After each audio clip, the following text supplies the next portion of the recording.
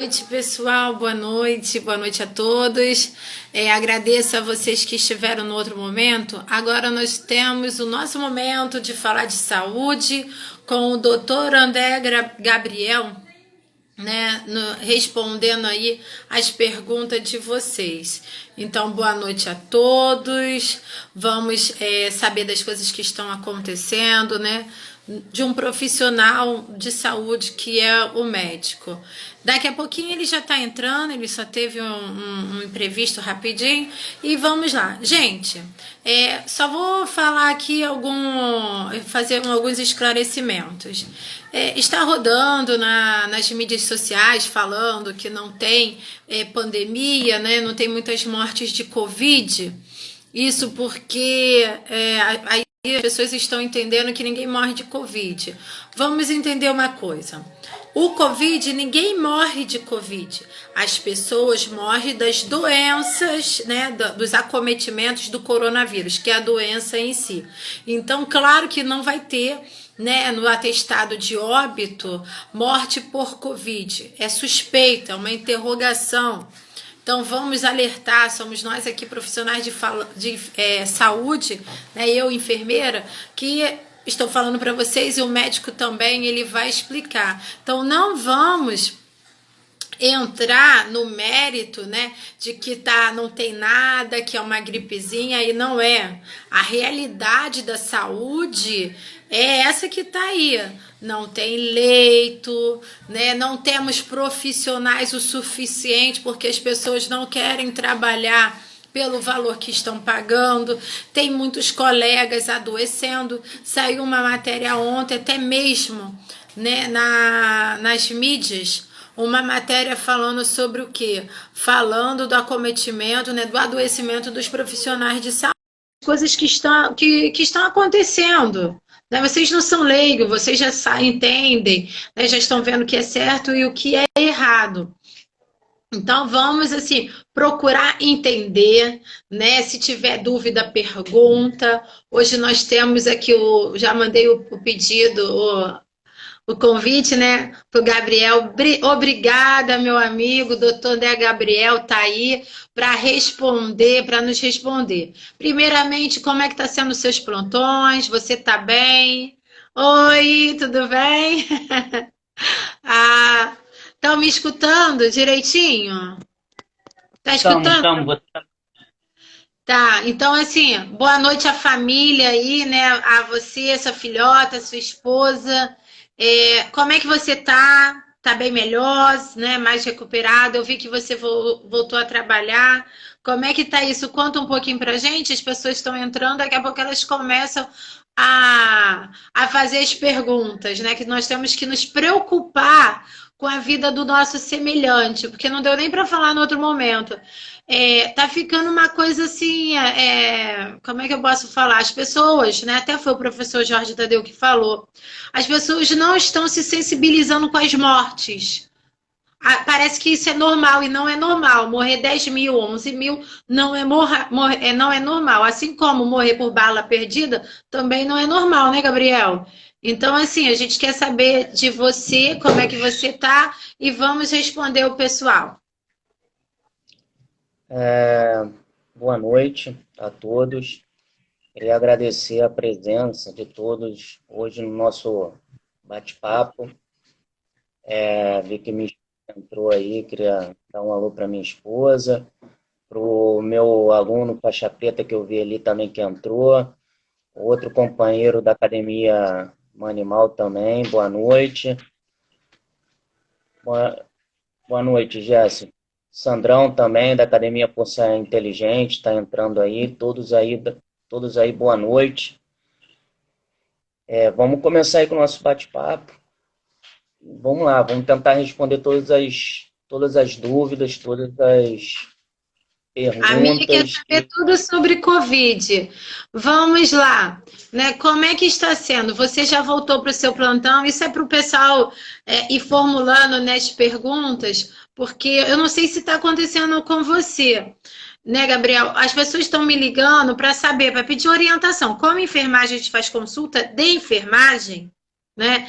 Aí, assim, é um mal-estar, né, que não é Covid, que não está dentro do quadro do Covid, e a pessoa quer procurar emergência. Eu falo, gente, pelo amor de Deus, não vá. E aí eu tenho monitorado algumas pessoas, graças a Deus, né? Nós estamos nessa linha também. E as pessoas estão assim escutando, porque assim, aquela coisa de ir para emergência, porque está com uma dor de cabeça, né? Que é a cefaleia que está com mal-estar, não está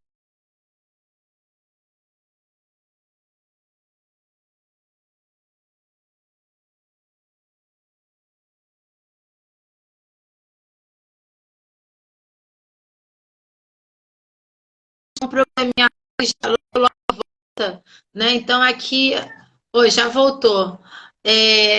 O pessoal estava dando boa noite. Como é que tá isso? Então tá, boa noite de novo aí, o pessoal que entrou. Buenas noches, Argentina. Yo vi que hay una persona de allá que me dijo hola, hola para vos también. Vamos lá. Eu voltei a trabalhar no dia, na terça-feira. Voltei a trabalhar no meu plantão de cirurgia geral, né, na rotina da cirurgia geral do Hospital Municipal Moacir do Carmo, em Caxias. Sexta também fui, normal. E sábado à noite fui para o meu plantão no CTI, no Hospital Municipal Evandro Freire. E como é que está a realidade? É, o...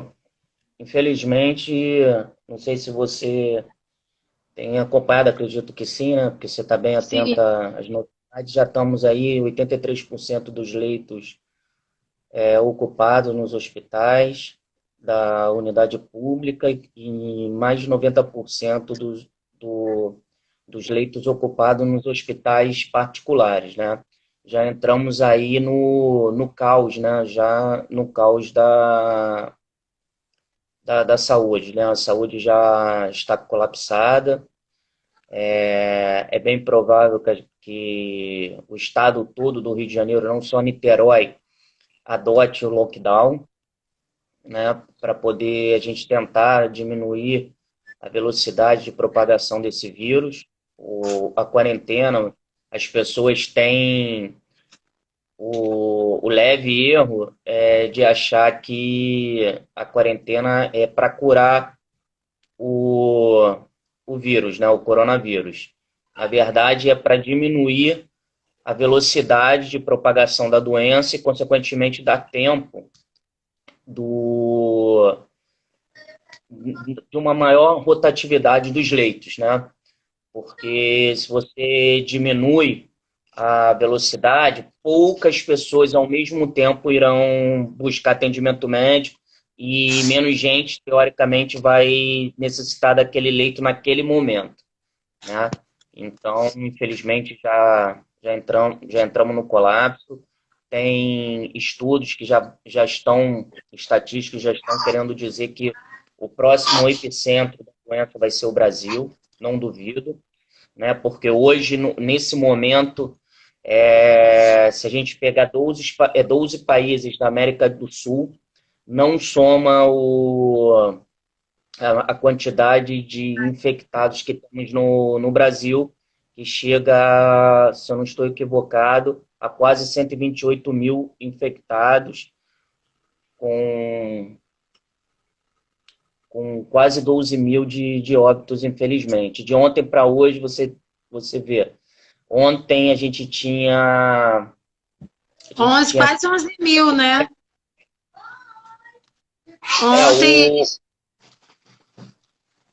É, Ontem. ontem, pelo que eu tinha lido, posso ter, como eu disse amanhã, era 11 mil e tal. Agora já aumentou bastante esse número. Cada vez mais está mais rápido a velocidade dessa doença. Infelizmente, o estado do Rio de Janeiro, né, os cariocas, infelizmente, não não estão respeitando a quarentena. e aí alguns municípios já estão tentando entrar mais com força total, né? Já fazendo lockdown. Na minha questão, eu tô bem, graças a Deus. Fisicamente, eu estou bem. Respeitei, né? Fiquei doente, respeitei os 14 dias de quarentena. Então, teoricamente, assim, a gente supõe, né, que eu já esteja curado. Eu não fiz o teste depois da doença, tanto a sorologia quanto o teste molecular, o PCR, porque infelizmente já não tem mais teste para ninguém, não estão mais testando as pessoas que não estejam com sintomas, que no meu ponto de vista, é um erro, né? Sim, que tem que ver Mas, se criou anticorpos, né? Se foi. sim, o anticorpo você vê pelo teste de sorologia, né? Você vê Sim, se você tem imunoglobulina G, que vai essa imunoglobulina que te confere a imunidade pós a doença. sim. E, e o interessante também, não só fazer a, detectar a imunoglobulina G, mas também seria interessante fazer um outro teste molecular, o PCR, para ver se ainda tem DNA viral circulante no teu organismo, né? Para realmente você dizer, eu estou curado, cientificamente falando. Mas, infelizmente, nós temos o Brasil, né, um país de dimensões continentais, no qual realmente é difícil a gente conseguir teste para todo mundo. Seria o ideal. Na verdade, o ideal seria que a gente pudesse testasse toda a população brasileira, isolar somente as pessoas que dessem positivo, as pessoas que dessem negativo no teste, né, molecular, no PCR, que seria o melhor, pudesse voltar ao trabalho, né? Então, mas só que não tem como, né? Muito grande o país, nem todas as regiões têm investimento financeiro, dinheiro no cofre público para poder pagar por esses testes, né? E devido à pandemia, muitos desses testes são importados, né? Muitos até da China, e fica inviável, muito caro, muito caro o custo e também a escassez, né? A escassez. Enfim, mas de qualquer forma eu estou aí de volta à batalha, na linha de frente, tentando fazer o meu melhor para os meus pacientes. A gente tenta fazer, né, André? Até que falou quando que o Brasil não teve um colapso na saúde, né? Nós sempre estivemos com a saúde muito ruim, só que agora está afetando toda a população, né? Não tem gênero, não tem classe social, né? Não tem nada. Então todos serão, as pessoas estão morrendo, né? Estão sendo infectadas e nós não temos um sistema nem público nem privado, né, conseguindo dar conta disso, justamente pelo que o doutor André falou. Essa falta de investimento, eu falo até mais, que é a falta de pessoas comprometidas, né, com o Brasil. Não é nem com a saúde, é com o Brasil, porque quando você se vê, né, precisando de uma assistência, é aí que você se preocupa, né, com algo. Então, assim, enquanto não é a realidade de muitas pessoas que estão no comando, né? É o que fica ali. Nós vamos ficar à mercê. É horrível, né? Assim, numa questão de saúde, ontem, hoje, você lê o jornal de outros países, nós estamos sendo uma referência negativa, né, doutor? Uma referência onde só se fala de corrupção, de roubo, onde um exame, né, que não é caro, é barato, nós temos pesquisadores, né, potenciais aqui e não se investe nisso. Então é muito triste você ficar na dependência, é hora da gente começar a investir, como eu acompanho também o senhor, a questão dos ventiladores, né, investir na nossa produção interna, gasta menos. Né? E você tem algo de qualidade, que você tem manutenção, você tem peça, você não precisa esperar essas coisas aí, o material vindo quebrado, muitas das vezes que não atende à necessidade da nossa realidade. Mas, enfim, isso daí vai mudar, eu acredito, sou brasileira, não desisto nunca, por isso que nós estamos aqui nesse canal de bate-papo. Tem uma pergunta aqui para você. Você que já se infectou e está curado, você corre o risco de se infectar novamente? Boa pergunta. Há estudos, infelizmente, né, tem pacientes que, que entraram num estudo que testaram positivo para o coronavírus, fizeram a quarentena, fizeram um outro teste, testaram negativo, depois, ao passar de um tempo, foi testado positivo. O ponto é, será que essa pessoa se reinfectou? Né? Também há estudos que mostram que a pessoa não desenvolve imunidade pós o coronavírus. Então, essa pessoa que não desenvolveu imunidade, ela teoricamente ela tem possibilidade de se reinfectar. Mas também abre-se um outro ponto de interrogação, né? Será que realmente a pessoa se reinfectou ou foi o vírus que ficou dormente ali, né? A gente chama no termo médico essa dormência de latência. Ficou latente ali por um período, de repente como forma de defesa, e aí depois veio com força total. Despertou, acordou, se tornou ativa de novo e veio aí com força total. Sim, Então, tem possibilidade, teoricamente, a possibilidade de eu ser reinfectado, sim.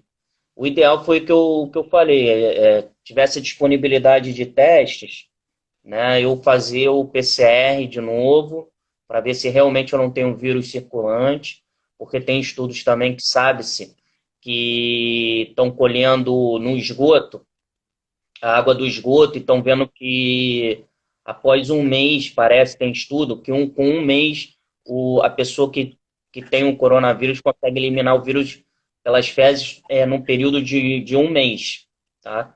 Então, assim, o ideal realmente era que a gente fizesse o teste de PCR depois para ver se tem o vírus circulante e o de sorologia para ver se desenvolveu o anticorpo específico para essa doença. Uma outra ponto de interrogação, que há estudos que não sabem afirmar se essa imunidade adquirida ela é permanente ou temporária também.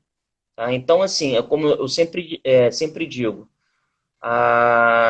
é uma doença nova, muitas coisas estão sendo faladas, né? Por exemplo, alguns medicamentos que se tornaram de primeira linha para o tratamento do coronavírus, as pessoas estavam usando aí no protocolo diário. Já tem um outro estudo da New England Journal of Medicine que diz que esse fármaco ele não tem efeito nenhum positivo contra a doença, não muda em nada o desfecho final da doença.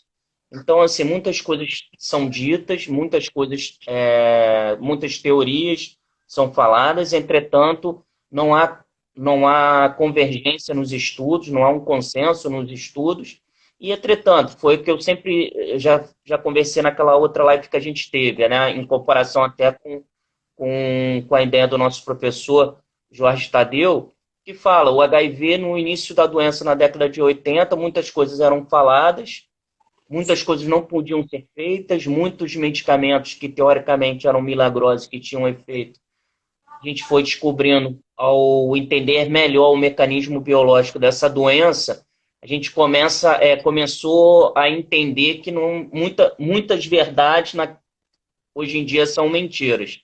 Então é o que vai acontecer a mesma coisa com o coronavírus, né? Com o Covid-19. Muita coisa que está sendo dita que hoje é verdade, ou pode ser que amanhã seja mentira, entendeu? Sim, é um grande estudo agora, mas nem estudo eu tô vendo tanto investimento, né?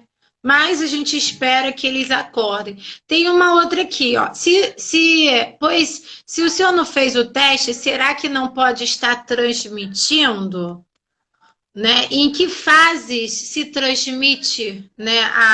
Em que fases se transmite? Até mesmo a pessoa.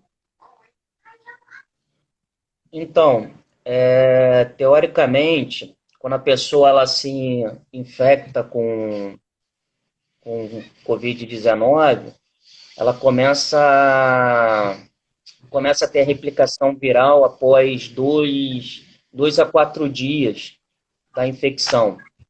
O que seria a replicação viral para as pessoas entenderem? O vírus, o coronavírus é um vírus que a gente chama de RNA. Então, ele precisa das células humanas para poder fazer seus filhotinhos. Ele precisa do DNA do DNA da gente para poder produzir novos vírusinhos. Esses novos vírusinhos, essa capacidade de produzir novos vírus, se chama replicação viral. Então, assim, teoricamente, a partir do quarto dia, você, teoricamente, começa a liberar com mais intensidade o vírus. Mas na questão assim, que eu ainda possa estar infectando e tudo, isso aí, do mesmo jeito que eu posso não estar totalmente curado, ainda ter o vírus circulante no meu corpo, muita gente que está assintomática também, que não fez o teste, pode estar eliminando o vírus também. Então, a gente está, teoricamente, eu estou, teoricamente, agora numa situação muito parecida com um infectado assintomático. Pode ser, mas teoricamente, a probabilidade que seja que não. Porque eu passei pela doença, posso ter desenvolvido imunidade para essa doença, então não tenho a capacidade, não vou ter mais a capacidade de me reinfectar, consequentemente eu não tenho mais a capacidade de transmitir. A única coisa que tem que ser feita é o que eu faço. Eu saio na rua, saio de casa, eu uso máscara. Se todo mundo usar máscara, reduz praticamente a zero a forma de transmissão de pessoa para pessoa. Reduz bastante. Se você sempre se mantiver com a higiene corporal boa, dificilmente você vai contaminar as superfícies. Então, é o que eu falo. Eu, teoricamente, nesse momento, é como se eu fosse a mesma certeza que uma pessoa que é assintomática não testou para ver se tem o vírus ou não, a mesma coisa, entendeu? Mas teoricamente eu já tô curado e teoricamente eu não mais libero o vírus. Não tenho mais não sirvo mais como vetor. Mas é o que eu falo, teoricamente. Eu não afirmo porque eu não fiz. Infelizmente, eu não tenho acesso às testagens pós-doença. Que já não tem nem... Antigamente estavam testando todos os profissionais de saúde que iam buscar testagem, mas agora nem isso, só as pessoas com sintomas. Então está bem restrito o acesso ao teste, tem o acesso aos testes particulares, entretanto, um teste é R$ 500. Pô. Se eu for ter que fazer os dois, que é o ideal, vou gastar R$ 1.000. E vai mudar alguma coisa na questão da saúde? Não vai mudar em nada, entendeu? Se eu mantiver as medidas determinadas pelas entidades médicas, teoricamente eu estou protegido e protegendo a pessoa que está ao meu redor. É verdade. É que, na verdade, né, eu sempre me reporto ao Oswaldo Cruz. Se a gente seguir a saúde pública, as normas, né, da saúde pública, de higienização, de profilaxia, a gente não teria muitas doenças. Por exemplo, o índice que está aumentando, eu moro em Campo Grande, né? Aqui as pessoas estão na rua como se fosse normal, como se não tivesse nada. Precisou ter o quê? Uma ação mais incisiva em fechar o calçadão, porque era o point, principalmente dos idosos, né? E dos vendedores ambulantes. Eu entendo a necessidade de todo mundo. A gente sai para trabalhar porque a gente precisa também, não que somos fortes, não é assim. A gente vai com medo, que você bem relatou, né, na outra live. Mas as pessoas não ficam aglomeradas, sim, não usam máscara, quando usam, usam de forma errada, não respeitam, né, aquelas 2 horas que é por conta. Tem gente que vai suar muito, então vai ficar úmido, um local úmido de pano, vira um potencial, né, local de proliferação de micro-organismo. Então, assim, nós temos muitas coisas para educar, né? Esse bate-papo de hoje, ele funciona até como isso, né, doutor? Aqui tem o Canelas, Felipe, perguntando por que o índice de infectados em Minas Gerais é mais baixo? As pessoas sempre atrelam, né, o uso de pinga. Então, assim, eu vou falar uma parte, foi o que eu li, eu tenho amigos em Minas. Minas, eles começaram a fazer, fizeram desde o início o isolamento social, o lockdown. Então, por isso que está mais baixo e as pessoas lá respeitam, né? E eu vou ver até se eu trago para vocês pessoas lá do parlamentares que têm uma atuação diferenciada da nossa. Então, de estar falando, de estar indo em loco, falando com as pessoas, para as pessoas se prevenir, usar máscara. Então, tivemos uma ação totalmente diferente do Rio de Janeiro. Agora, na sua visão, doutor. Não tenho que acrescentar nada. Você falou tudo. Isso aí é um grande amigo meu, Felipe Canelas, da Academia Força Inteligente. Gente boa Ai, demais. Eu não tenho que acrescentar nada. Infelizmente, o Brasil não era para estar nesse estado que a gente está, né? Nesses números.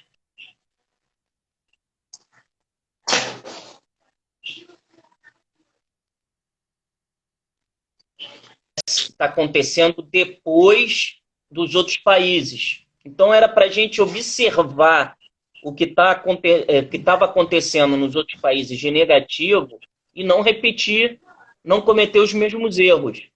E tentar aprender com as coisas positivas, a gente adotar. Só que, infelizmente, o povo brasileiro, eu tenho amigos ainda que não acreditam no coronavírus. Não adianta aí na mídia, maciça, informações na internet, as pessoas não querem enxergar. Consequentemente, o que isso acontece? Se as pessoas não querem enxergar a importância, pelo menos das medidas preventivas, é o que está acontecendo.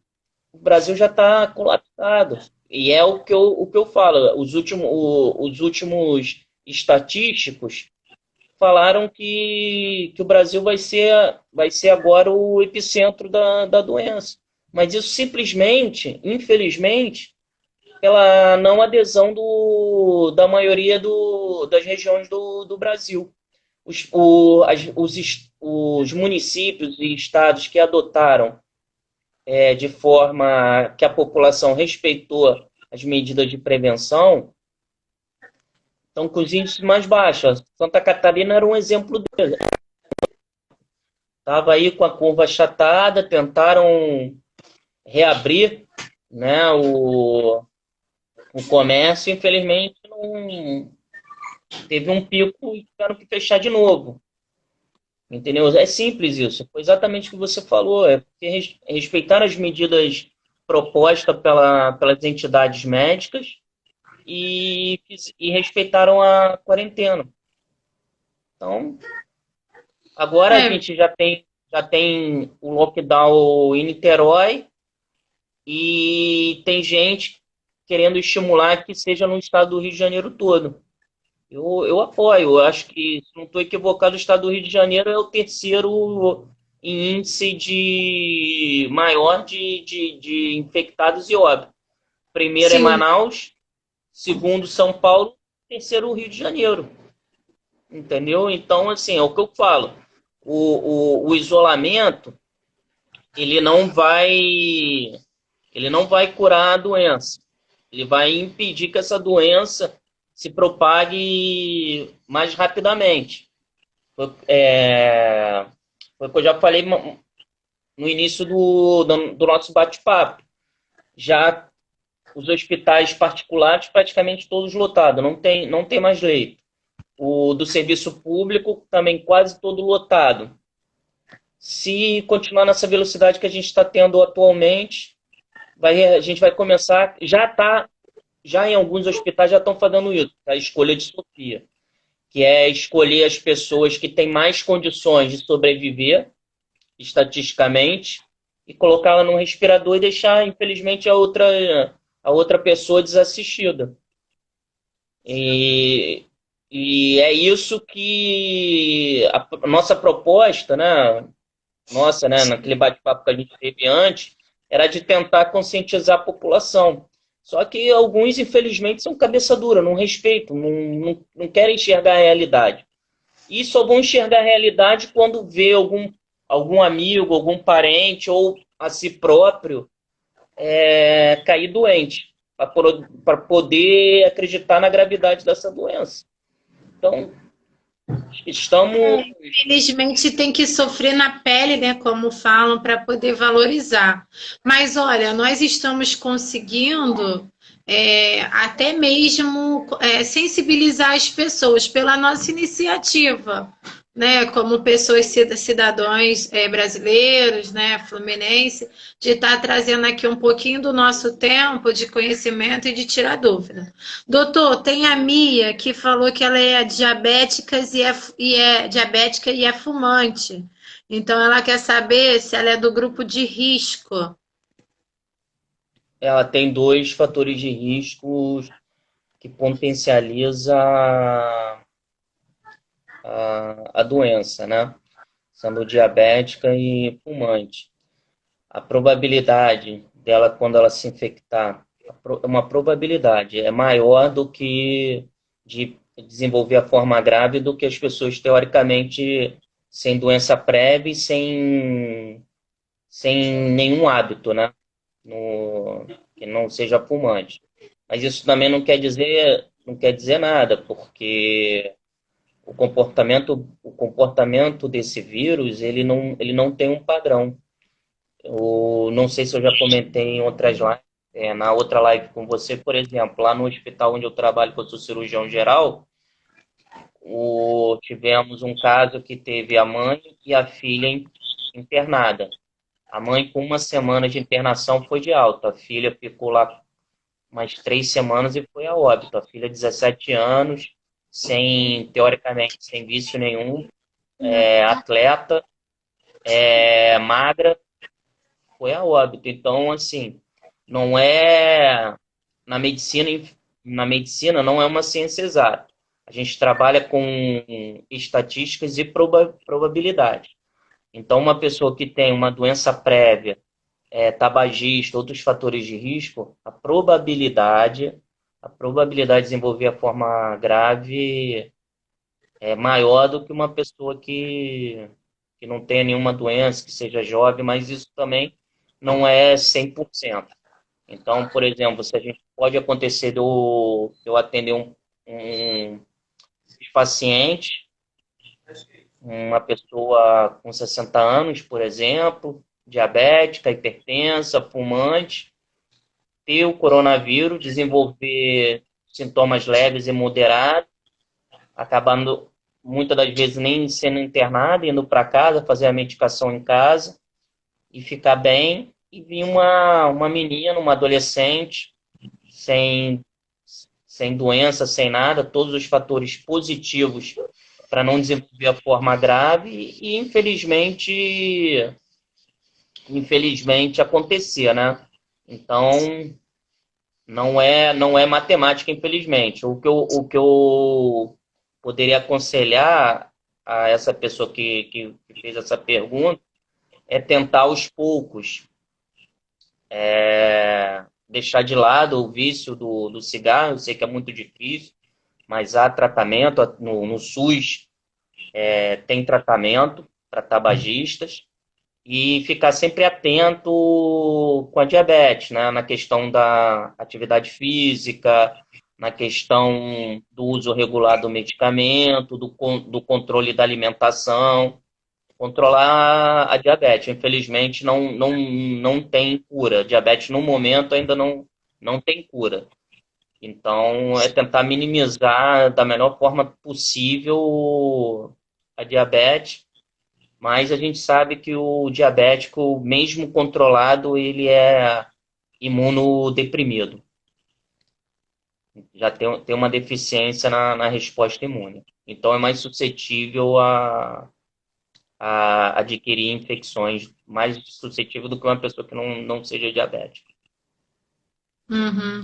Então tá respondido. Procurar um nutricionista, né? Trabalhar essa parte física, o exercício ali é importante, como o doutor falou. Então vamos começar a valorizar os outros amigos de profissão também, né, doutor Gabriel?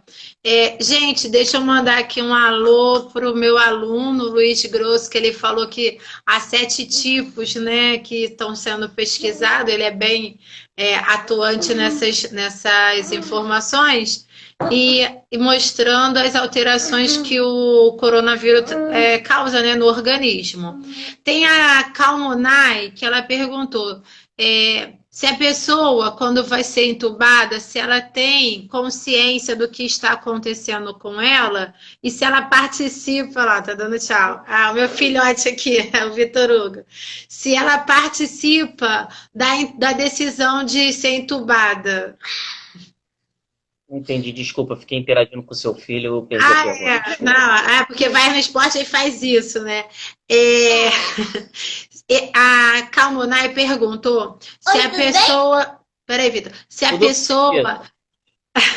Oi, tudo bem? Pera, Vitor. Se a pessoa ela participa, se ela tem consciência de que ela vai ser entubada, do que vai acontecer com ela, né? E se ela participa dessa decisão. É porque o que acontece, doutor? As pessoas estão, né, quando chegam no hospital, ou então quando me ligam para perguntar, meu irmão foi entubado. Eles acham que a intubação é um processo final de morte.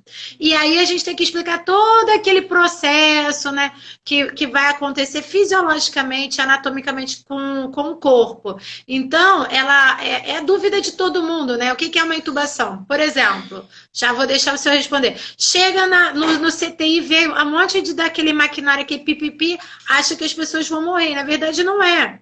É uma assistência para você, né, salvar a vida. Então, explica para gente, como o senhor intensivista, né, o que significa isso, né, para o povo não ficar tão preocupado achando que é um passaporte para a morte. Não é para viver mesmo. Então, o que acontece? Tem até estudos que são favoráveis à intubação precoce. Acham que muito evitariam muito óbito, né? Então, a intubação foi o que você falou, não é o estágio final da doença. A intubação é um dos casos de mortes, né? A gente tem os 5Hs e os 5Ts. Um dos Hs é hipóxia.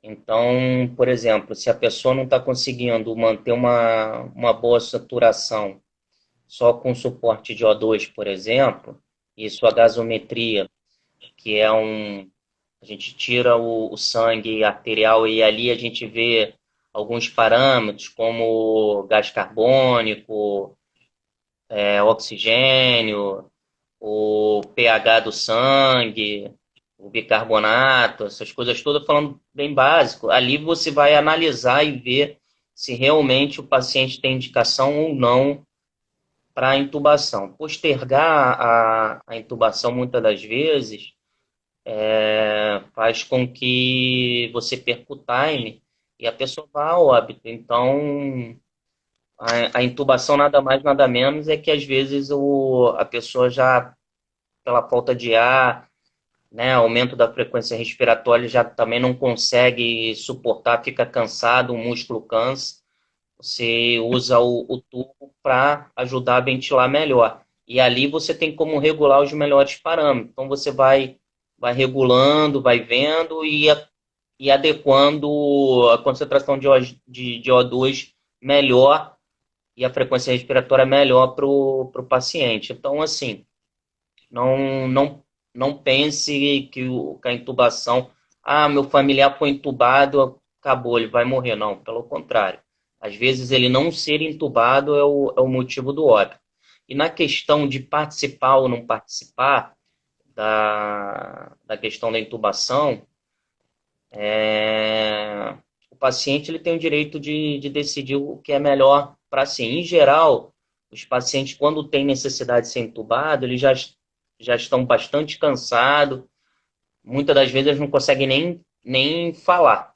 Tá? Mas se o paciente chegar e deixar isso por escrito, consentido, que não quer ser intubado, não quer nenhuma medida mais invasiva nele, a gente tem que respeitar a decisão dele. Então, está assinando, infelizmente, assinando o próprio óbito, né? E imagina você morrer com falta de ar. Deve ser bastante desconfortável. Eu que tive a doença, fiquei com falta de ar, não cheguei a ser entubado, mas cheguei a estar saturando 88 com suporte de O2. Eu senti um desconforto intenso. Imagina uma pessoa que tem realmente necessidade de ser entubada, como deve ser esse desconforto? Deve ser uma sensação de ficar de afogamento, de estrangulamento. Deve ser bastante doloroso e penoso. Então, assim, o paciente, E tudo lúcido, né?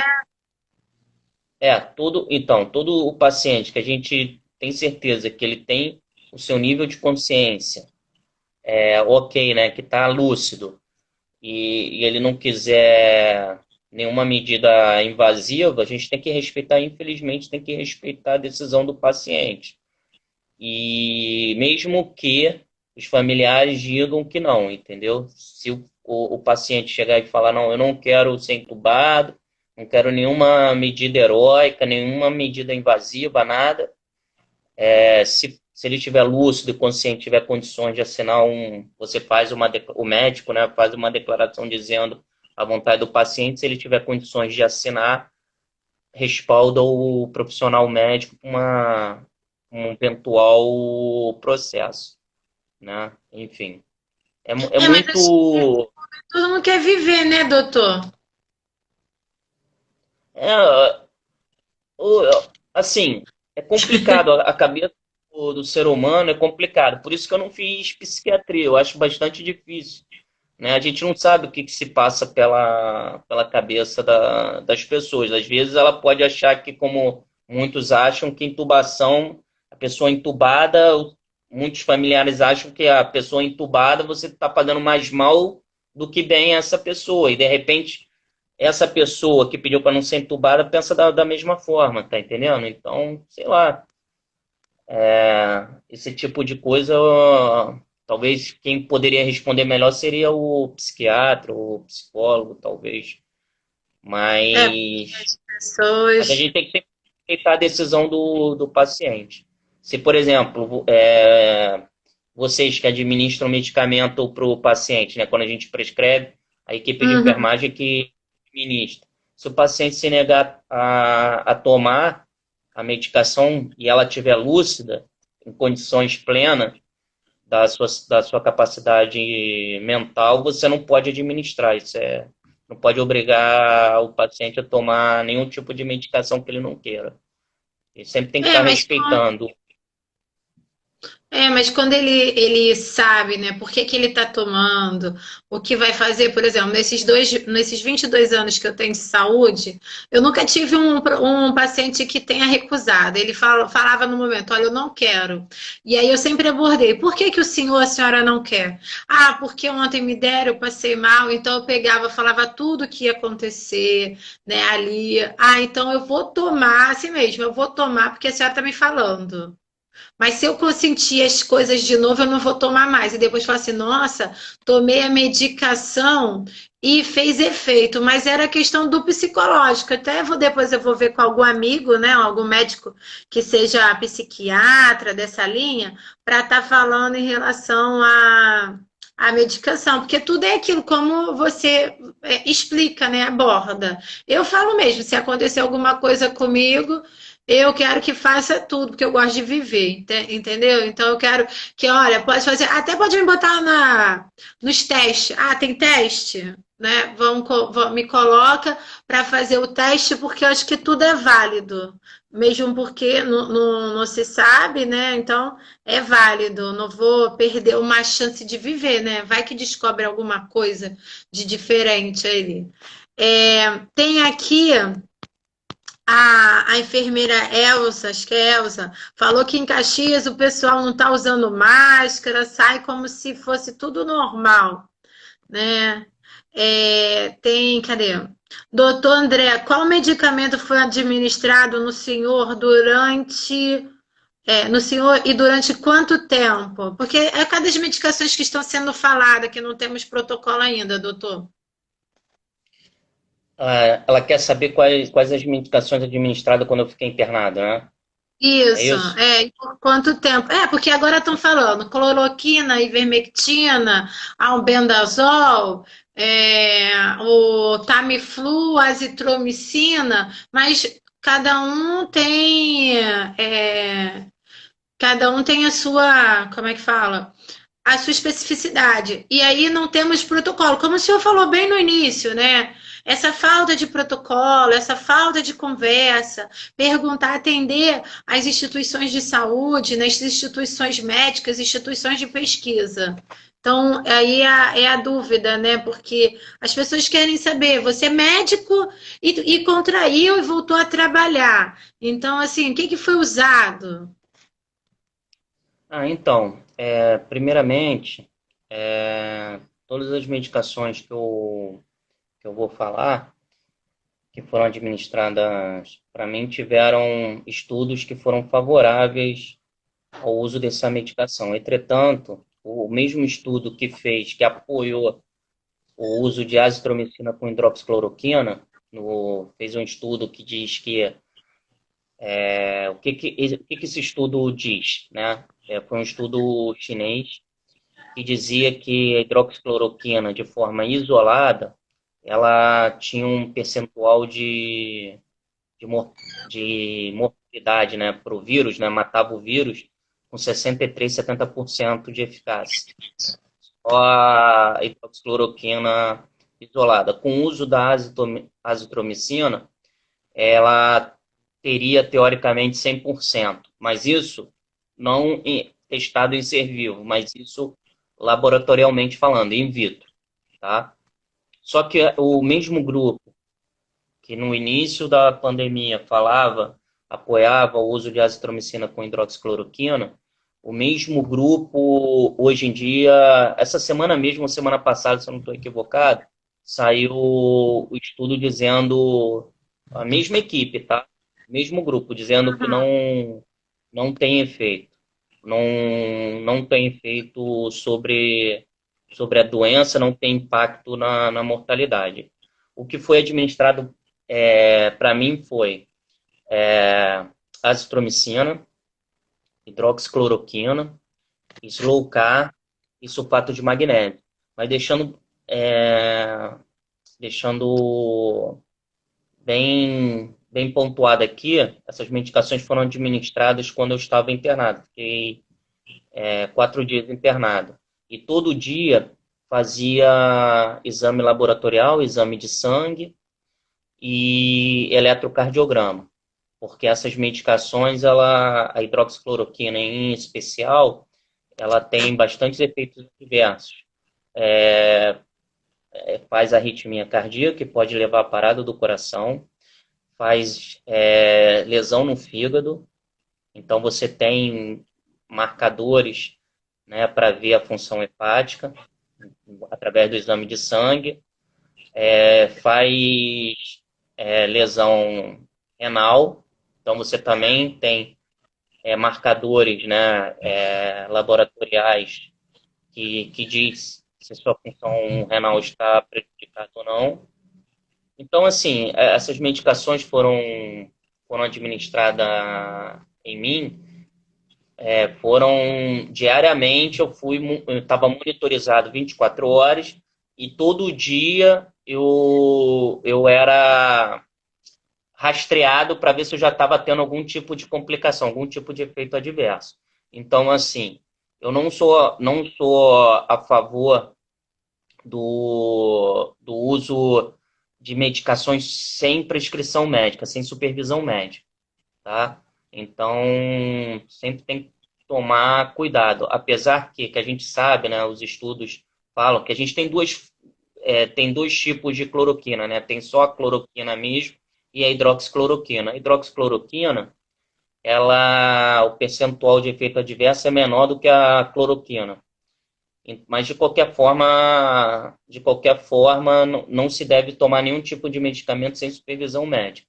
Então você, por exemplo, além disso, são medicamentos que atualmente se comprovaram que não têm eficácia contra o vírus. Então será que vale a pena tomar essa medicação de forma preventiva, arriscar sua saúde? Por exemplo, você nem sabe se está com coronavírus, toma medicação, eu tive muita dificuldade para comprar hidroxicloroquina, que eu tive que tomar mais um dia após a minha alta, né? De hidroxicloroquina e azitromicina. Eu não consegui encontrar hidroxicloroquina. Hidroxicloroquina, antes dessa pandemia, custava acho que uns 20, 30 reais. Eu comprei por 90 reais com dificuldade, buscando em várias farmácias. Então, assim, por quê? Porque as pessoas estavam tomando de forma preventiva, como se fosse profilática, para evitar o coronavírus. Vou ficar curado, tá? Então, primeiro que os estudos nunca foram consensos, nunca tiveram uma convergência. Tinha estudo que dizia que funcionava, tinha estudo que dizia que não funcionava, e vai botar sua vida em risco com uma doença que você nem sabe se tem. Então, assim, reforçar bastante. Não tome nenhum tipo de medicamento. O que eu tenho visto nas redes sociais aí? Pessoas que não têm conhecimento nenhum da área médica, prescrevendo na rede social com o intuito de ajudar o amigo.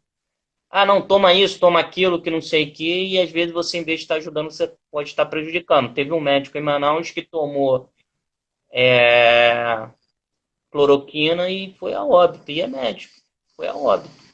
Entendeu? Teve uma parada. Cada ser humano é um ser humano, né? É uma reação que vai ter.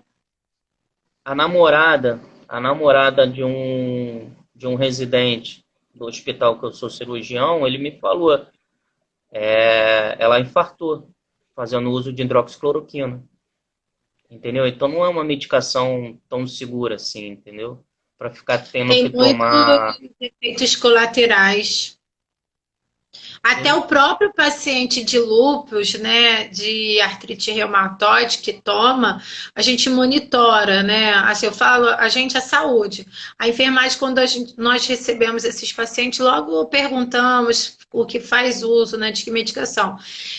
Tem uma pergunta aqui, doutor, que a Sandy falou que viu antirretroviral, azatanavir, né, que está sendo usado nas pessoas. Que está surtindo um efeito positivo contra o Covid. Isso é verdade? Então, tem algumas medicações, por exemplo, os retrovirais, né? Essa medicação que você falou é para o tratamento do HIV.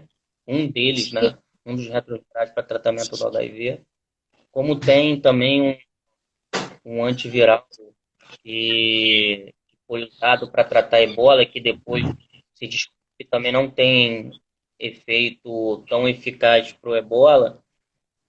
São medicações que as pessoas estão administrando, que estão fazendo testes laboratoriais, está tendo uma resposta boa e está começando a usar em ser humano para tentar ter algum tipo de impacto positivo na doença.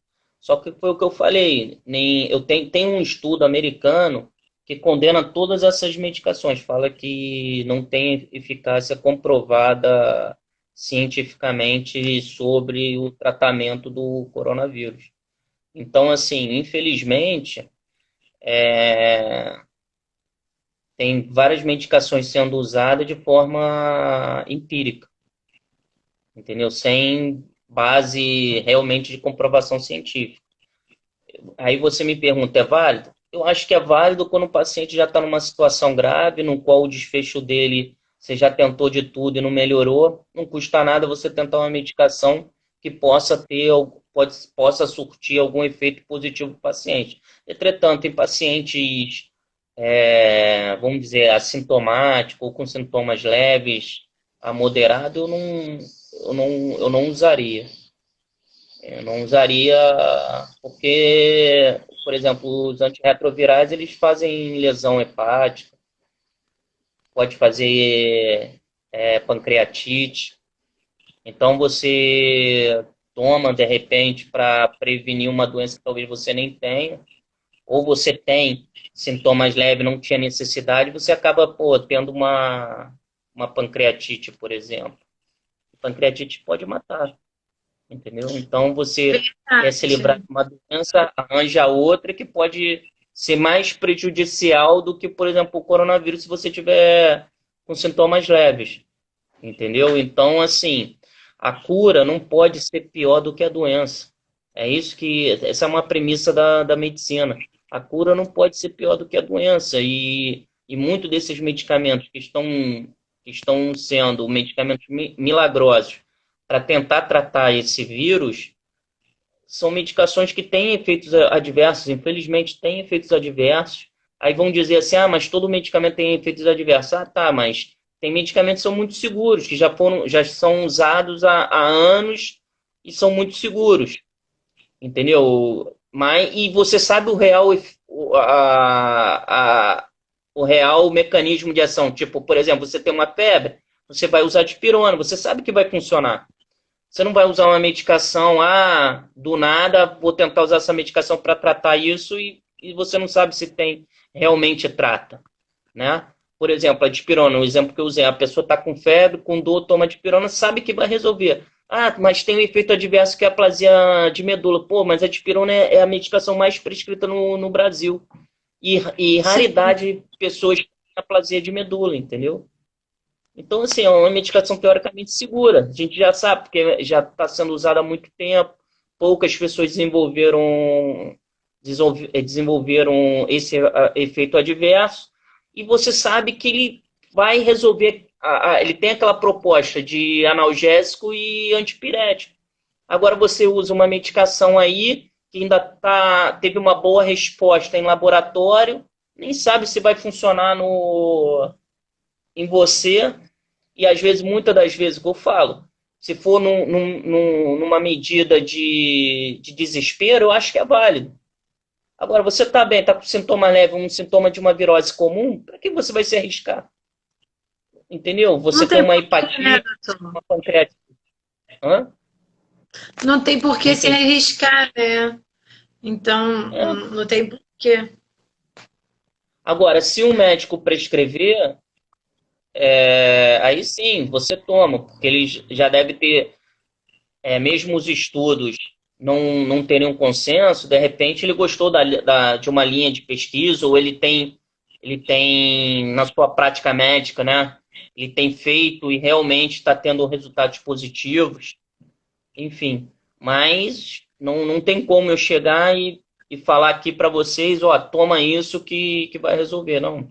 eu estaria sendo leviano, não estaria sendo um bom médico, não estaria respeitando uma boa prática médica.